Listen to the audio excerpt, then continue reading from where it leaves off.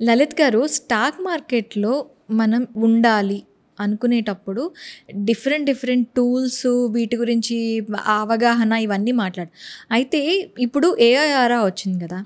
ఈ ఏఐ అనేది స్టాక్ మార్కెట్‌లో ట్రేడింగ్ కానీ, లేదంటే ఒక స్టాక్ మార్కెట్‌లో ఇన్వెస్ట్‌మెంట్ గురించి కానీ, ఏవైనా అవగాహన ఇచ్చే విధంగా ఏవైనా ఏఐ టూల్స్ ఉన్నాయా? ఇప్పుడు మనం ఏ టూల్ తీసుకున్నా ఫర్ ఎగ్జాంపుల్ చాట్ జీపీటీ బాగా ఫేమస్ కాబట్టి అదే తీసుకుందాం. మీరు చాట్ జీపీటీలోకెళ్ళి టెక్నికల్ అనాలిసిస్ అని, ఫండమెంటల్ అనాలిసిస్ అని ఏదైనా సరే మీరు దాంట్లో సెర్చ్ చేస్తే అది మీకు కొంత ఇన్ఫర్మేషన్ ఇస్తుంది. హ్మ్. ఇన్ఫర్మేషన్ ఇచ్చిన తర్వాత లాస్ట్‌లో ఏంటంటే ఇది మీరు ఫైనాన్షియల్ అడ్వైజర్ సలహా మేరకు చేసుకోవాలి. ఇందులో రిస్క్ ఉంటుంది అని అది ఓపెన్‌గా చెప్తుంది. హ్మ్. ఇప్పుడు చాలామంది ఏంటంటే ఏఐ బేస్డ్ ఇండికేటర్స్ వచ్చేసాయి. హ్మ్. ఏఐ బేస్డ్ ఇండికేటర్స్ వచ్చేసాయి. ఇంకా ఏఐ చెప్పేస్తుంది ఎక్కడ బై చేయాలి, ఎక్కడ సెల్ చేయాలి.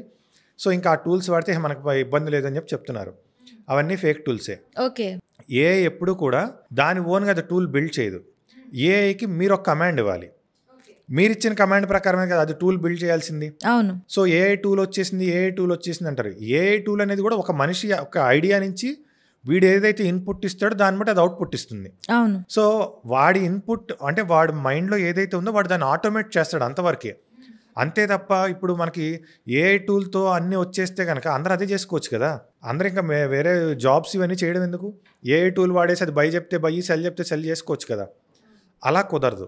సో, ఏఐ అనేది ఏంటంటే మనం ఫాస్ట్‌గా నాలెడ్జ్ గెయిన్ చేయడానికి మనకు అది చాలా బాగా హెల్ప్ చేస్తుంది. ఫర్ ఎగ్జాంపుల్ ఇప్పుడు మనకి కొన్ని టూల్స్ ఉంటాయి.